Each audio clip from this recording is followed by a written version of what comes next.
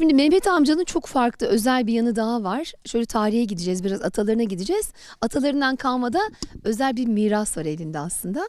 Bir neymiş bu? Soralım bakalım Mehmet amcamıza. Kalma. Babadan kalma nedir bu?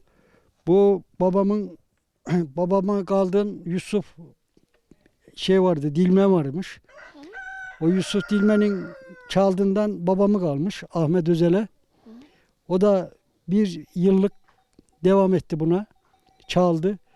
O babam ölüş gün ben de kaldı, miras kaldı şimdi bu yani babamın. He. Şimdi asker geçecek adam düğünlerde, maşırlarda evveli maşıl yakarlar düğünlerde. Evet.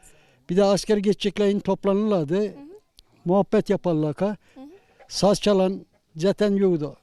Bir şey vardı, zurnacı Ahmet vardı. Saz çalan.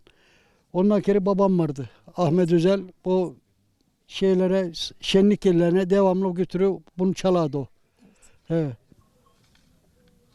Şimdi çıkar yavaş yavaş. Anlat.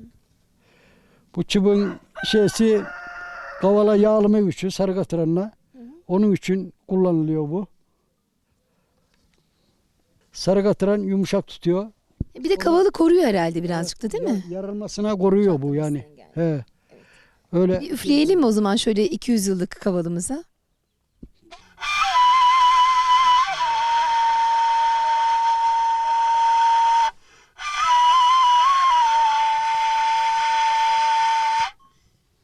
Tabii ben bunu Çok uzun olduğu için birazcık daha nefesin gitmesi daha zor sanki değil mi? böyle parmakların hepsinde 9 parmağı çalardı o. Babam. Yani her kolla iş etmiyor. Yetişmiyor böyle. Yetişmiyor. He, ondan. Yani çalan yok başka. Evet. He. Amca bunun fiyatı ne kadardı şimdi? Mehmet amca? Ya şimdi bunu çekimciler geldi istedi de vermedim ben.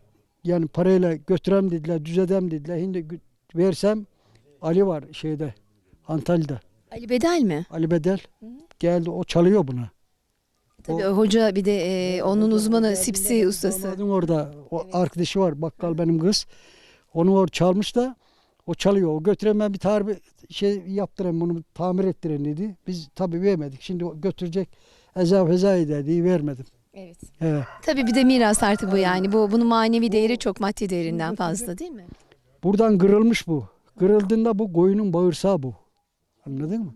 Koyun bağırsağı. Koyun bağırsağı bu ta buraya kadar.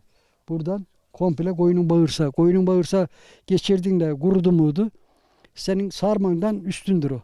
Zapt eder o. Aynı böyle zapt ediyor.